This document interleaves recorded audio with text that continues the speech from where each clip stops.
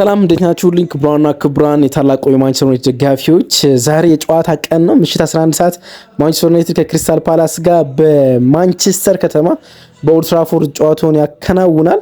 ስለ ጨዋታው ከጨዋታው አስቀድሞ አርብ ምሽት ዘቦስ ማይክል ካሪክ ጋዜጣዊ መግለጫ ሰጥቶ ነበረ። ያን ጋዜጣዊ መግለጫ ትናንትና ማቅረብ ነበረብን፣ ይዘናል መጣንም ይቅርታ እንጠይቃለን። ግን ሳንነግራችሁ እንዳንቀር በአንዳንድ ጉዳዮች ደግሞ ዲቴይልሶችን መወያየት ስላለብን ይዘነው መጠናል። በብዙ ጉዳዮች ላይ ማይክል ካሪክ ሀሳቦችን ገልጿል። ቤንጃሚን ሴስኮ ተጠዋዋቂ ስለሚሆንበት ምክንያት፣ ስለ ጉዳትና ስለ አልተለመደው የማቲያስ ዴሊት የጉዳት ባህሪም ለማውራት ሞክሯል። ስለ ማኑ ኡጋርቴ የጨዋታ ጊዜ ማጣት እንዲሁም ደግሞ ስለ ሃሪ ማጉዌር ኮንትራት ጉዳይና ማንቸስተር ዩናይትድ ኮንትራት ማቅረብ አለበት የለበትም ስለሚሉ ጉዳዮችን ሀሳቡን ለመስጠት ሞክሯል። ስለ ሻምፒዮንስ ሊግ የዕጣ ድልድል ጠይቀውት ነበረ፣ ለመመለስ ሞክሯል። እንዲሁም ደግሞ ፍላጎቱ ምን እንደሆነ በዚህ ውድድር ዓመት ስለሱም ጉዳይ ማውራት ችሏል። ስለ ታክቲክ አውርቷል። ተመሳሳይ ላይናፕ ለምን እንደሚጠቀም ጠይቀውት ነበረ። ባለፉት ቅርብ ሳምንታት የሚጠቀመው ተመሳሳይ ላይናፕ ነው። ስለዚህ ጉዳይም ለማብራራት ሞክሯል። ብዙ ጉዳዮችን አንስቷል። እያንዳንዱን ለእናንተ ለማቅረብ እንሞክራለን ማለት ነው። አብራችሁን ስለምትቆዩ ስለምታደምጡን፣ እንዲሁም ሀሳብ አስተያየቶቻችሁን ስለምትጽፉልን ከልብ እናመሰግናለን። ከመሸጋገሪያ ሙዚቃ በኋላ ስመለስ ማይክል ካሪክ ምን አለ የሚሉትን ጉዳዮች እያንዳንዱን እንመለከታለን። አብራችሁን ቆዩ። የምትገኙት በተወዳጁ ማን ዩናይትድ ገጽ ላይ ነው።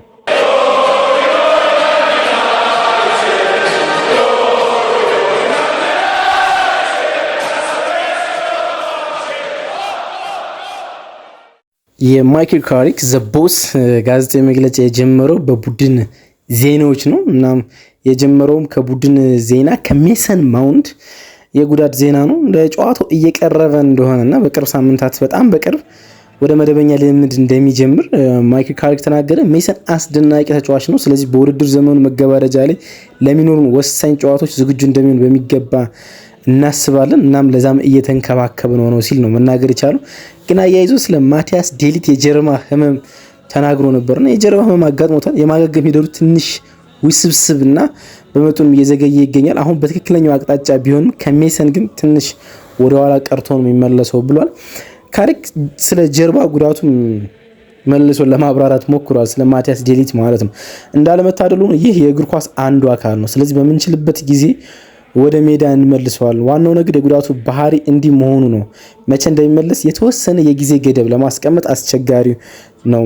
በእርግጠኝነት መሻሻል እያሳየ ነው። እኛም ለዚያ እየሰራ እንገኛለን። በአሁኑ ወቅት ከዚህ በላይ መረጃ ልሰጣችሁ አልችልም ያለና መረጃዎች እንደሚጠቁሙት ከሆነ እያገረሸበት እንደሚገኝም ነው እየተነሳ የሚገኘው ማለት ነው። ማይክል ካሪክ የጊዜ ገደብ ላስቀምጥ አልችልም ብሏል። በጀርባ ህመሙ ማለት ነውና የጀርባ ህመሙን የማቲያስ ዴሊትን ለማከም አስቸግሯቸዋል። መተው ወይም ደግሞ ረፍትና በዛው ውስጥ በጊዜያቶች ውስጥ ሪከቨር እንዲያደርግ ነው እየሞከሩ የሚገኙት። ግን ደግሞ አንዳንዴ መልሶ የጂም ኤክሰርሳይሶችን ሲያደርግ እያገረሸበት እንደሆነ ነው መረጃዎች እየጠቆሙ የሚገኙት። አሁን ለማንቸስተር ዩናይትድ ስለመመለሱ እርግጠኛ አይደለም በዚህ ውድድር ዓመት ማለት ነው። ግን ለዓለም ዋንጫም እየሰገ ነው ማቲያስ ዴሊት ወደ ኔዘርላንድ ስኳድ ስለመቀላቀሉ ማለት ነው። ምክንያቱም ጉዳቱን በተመለከተ አብዴቶች በግልጽነት አይደለም እየወጡ የሚገኙትና ካሪክ እንዳለው የጊዜ ገደብ ማስቀመጥ አንችልም ብለዋል። መቼ እንደሚመለስ ማለት ያን ያህል ውስብስብ ሆኗል የማቲያስ ዴሊት የጀርባ ጉዳት ማለት ነው። ስለ ሃሪ ማጉዌር ከሱ ቅጥር በኋላ ስላለው ተጽዕኖና ስለ ኮንትራቱ ጉዳይም ተጠይቆ ነበር ማይክል ካሪክ። ቢኮዝ ይቆያል አይቆይም። አሁን ከወሳኝ ተጫዋቾች አንዱ ማለት በተለይ ማቲያስ ዴሊት አለመኖሩን ተከትሎ በማንቸስተር ዩናይትድ የዲፌንስ መዋቅር ውስጥ ባለው በጣም የተረጋጋ ዲፌንስ ውስጥ ወሳኙ ሰው ሃሪ ማጉዌር እንደሆነ ይጠቀሳልና ስለዛ ጠይቆት ነበር። ሃሪ ብሎ ነው የጠቀሰው። ሃሪ አስደናቂ ስብዕና ያለው ሰው ነው። እስካሁን ትልቅ የተጫዋችነት ጊዜ ነበረው። እናም ከዚህ በኋላም የተሻለ ጊዜ እንደሚኖር ተስፋ እናደርጋለን። በተለይ እዚህ ከመጣ ወዲህ እና ከእንግሊዝ ብሔራዊ ቡድን ጋር የነበረው ጉዞ እና ጆርኒ ልምድ ማንነቱ በትክክል ያሳየበት ይመስለኛል። ሁላችን እሱ ምን አይነት ተጫዋች እንደሆነና ምን ማድረግ እንደሚችል እናውቃለን። እናም ስለ ኮንትራቱ ጉዳይ በደንብ ያስቡበታል ብዬ አስባለሁ ሲል የማንቸስተር ዩናይትድ ሰዎች የሃሪ ማጉዌርን ኮንትራት ሊያስቡበት እንደሚችል ነው ለመግለጽ የሞከረው ማለት ነው ማይክል ካሪክ። ስለ ማኑ ኡጋርቴ የጨዋታ እድልና ስላለው ወቅታዊ ፐርፎርማንስም ጠይቀውት ነበረ ማይክል ካሪክን ማለት ነው። እንግዲህ ማኑ ኡጋርቴ አሁን እየተቀየረም እየገባ እንዳልሆነ እየተመለከት ነው አይደለ? እና ማኑ እወደዋለሁ አለ። ማኑ ብሎ ነው የጠራው ማኑ ኡጋርቴን። ነገሮችን የሚያከናውንበት መንገድ በልምምዱ በእጅጉ ተደንቄያለሁ። ብዙ ጥሩ የሆኑ ብቃቶች አሉት። ቡድኑ በሚያሸንፍበት ጊዜ ብዙም ላልተጫወቱ ተጫዋቾች አስቸጋሪ ሊሆን እንደሚችል አስባለሁ። ይህ ጤናማ ፉክክር ግን ሁሉም ሰው እንዲኖረው ፈልጋለሁ። ማኑ በሜዳ ላይ ብዙ ደቂቃዎችን ለማግኘት በከፍተኛ ጉጉት ላይ እንደሚገኝ ግልጽ ነው። በልምምድ ወቅትም የሚችለውን ሁሉ እያደረገ ነው። እሱ የቡድኑ ትልቅ አካል ነው። ያልተሰለፈው ግን ሌሎች ተጫዋቾች በጣም ጥሩ ብቃት ላይ ስለሆኑ ብቻ ነው። ነገሮች መለወጥና ቡድኑን ማደስ በሚያስፈልግ ጊዜያት ይመጣል። ያኔ እሱ በእርግጠኝነት የዚያ ትልቅ አካል ይሆናል ሲል ነው ለመናገር የሞከረው። ማለት እዚህ ጋር ማይክል ካሪክ በጣም ትልቅ መልእክት ነው ለማስተላለፍ የሞከረው። አንደኛው ቡድኑ ማደስ ይፈልጋል። ቡድኑ ነጥቦች ማጣት ቢጀምርና የአማካኝ ስፍራ ተጫዋቾች ውስጥ አንዱ የብቃት መውረድ የሚያጋጥመው ከሆነ ከአንዳንድ ማኑ ጋርቴ እንደሚጠቀምበት የተናገረ ነው። ሁለተኛ ማኑ ጋርቴ የተቀመጠው ከሱ የተሻሉ ተጫዋቾች እንዳሉ አጽንኦት ሰጥቶ ነው ለመናገር የሞከረው ማለት ነውና እንግዲህ ማንቸስተር ዩናይትድ በሳምንት አንድ ጨዋታ ነው እያከናወነ የሚገኝ፣ አንዳንዴ ደግሞ በ15 ቀን አንድ ጨዋታ ነው እያከናወነ የሚገኝና ተጫዋቾችን ለማሳረፍና ሮቴት ለማድረግ ይሄ መርሃ ግብር አይሆንም።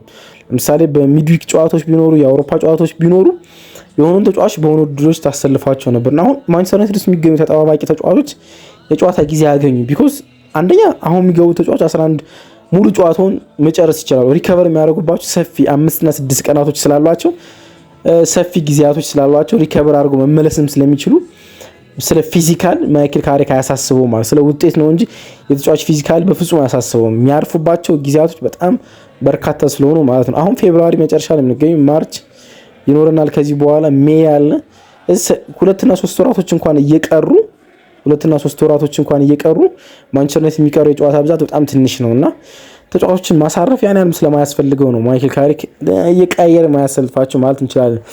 ወሳኙ ጥያቄ ተጠይቀዋል ማይክል ካሪክ ቤንጃሚን ሴስኮን በቋሚነት ለምን እንደማይጠቀምበትም ጠይቀውት ነበር።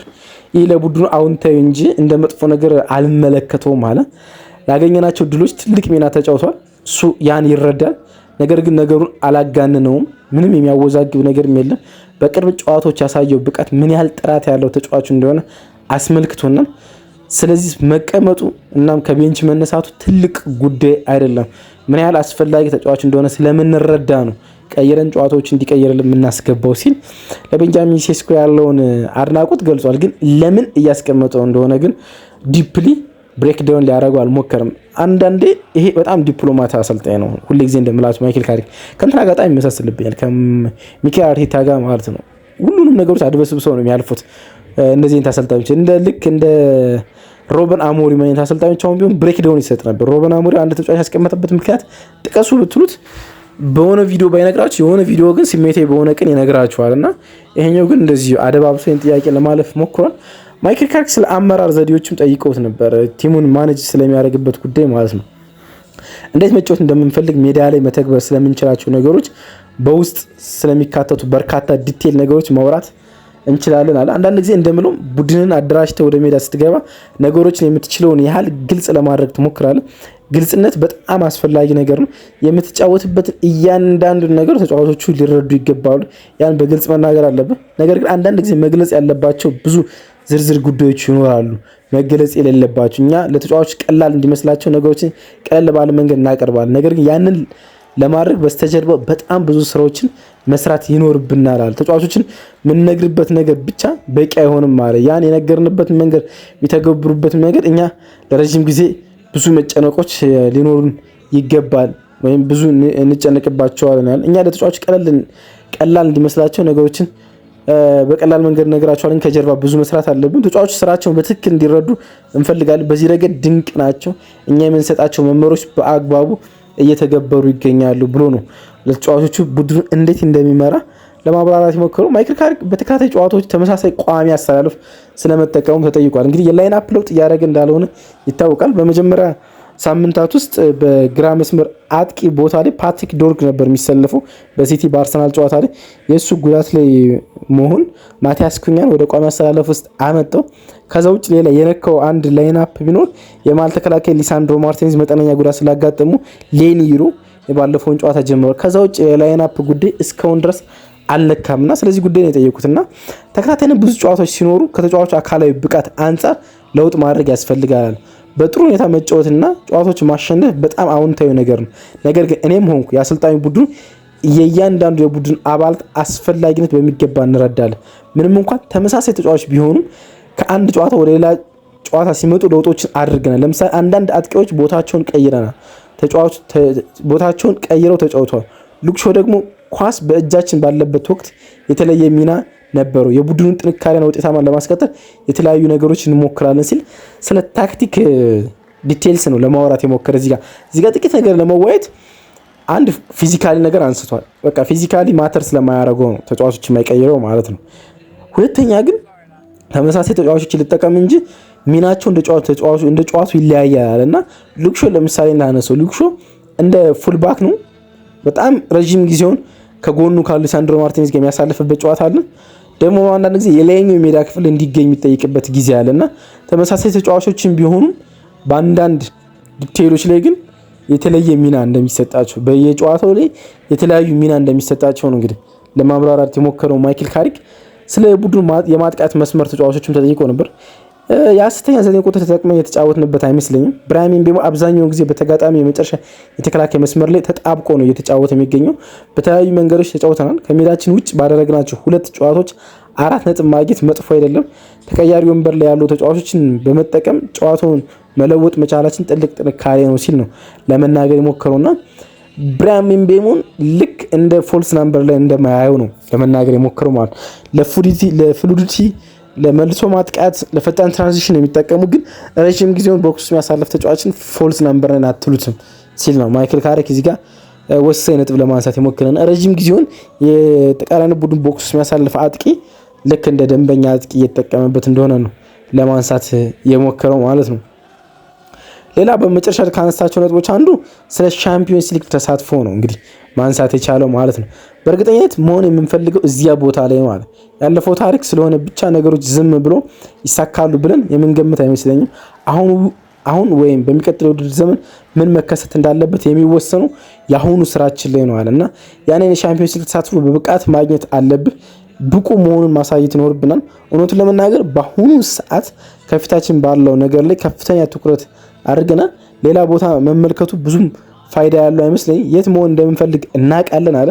እዚያ ለመድረስ ምን ማድረግ እንዳለብን እንዲሁም በሚኖሩን ተጫዋቾችና ውጤት ላይ እያንዳንዱ ነገር ከፍ እያደረግን የምናሳየውን የብቃት ደረጃ ከፍ እያደረግን የምንፈልገውን ነጥብ ማሳካት እንፈልጋለን። ነገር ግን በአሁኑ ወቅት በሌሎች የአውሮፓ ክለቦች ዘንድ ምን እየተከናወነ እንደሆነ መመልከቱ ለእኛ በእውነቱ የሚረዳን አይመስለኝም። ስለዚህ ስለ ሻምፒዮንስ ሊግ እጣ ድልድል ስለ ሻምፒዮንስ ሊግ አይመለከተንም፣ ግን እዛ ግን መገኘት እንፈልጋለን ያለና የሻምፒዮንስ ሊግ የዚህ ውድድር ዓመት ውድድር እንደማይመለከተው እንደማያይ የእጣ ድልድሉ ምን እንደሆነ እንደማይመለከተው ግን ደግሞ የሚቀጥለው ዓመት እዛ መገኘት እንደሚፈልግ ነው እንግዲህ ዘ ቦስ ማይክል ካሪክ ለመናገር የሞከረው ስለ ዛሬው ጨዋታ ሲገልጽ ማለት ነው። ዛሬ ምሽት 10 ሰዓት ከሰዓት በኋላ ምሽት አይደለም 11 ሰዓት አይሚን 11 ሰዓት ጨዋታው ይጀምራል። ከፓላስ ጋር ነው ከኦሊቨር ግራስነር ፓላስ ጋር ነው ጨዋታው የሚከናወን። ስለ ፓላሱ አሰልጣኝ ኦሊቨር ግራስነርም ጠይቆት ነበረ እንደሚያከብረውና በፕሪሚየር ሊጉ ካሉ ልምድ ያላቸው ነገሮችን ከባድ ነገሮችን በቀላሉ ሜዳ ላይ ማግኘት እንደሚችሉና አስቸጋሪ ነገር ለተቃራኒ ቡድን መፍጠር የሚችሉ አሰልጣኞች እንዳንዱ እንደሆነ ለመግለጽና ለማድነቅ ሞክሯል ኦሊቨር ግራስነር ማለት ነው። ምሽት ጨዋታው ይከናወናል። ስለ ጨዋታው ማይክል ካሪክ ምን አለ ሳንነግራችሁ እንዳንቀር ነው ይዘን የመጣ ነው። አብራችሁ ስለነበራችሁ አመሰግናለሁ። ባይ ወዳችኋለሁ።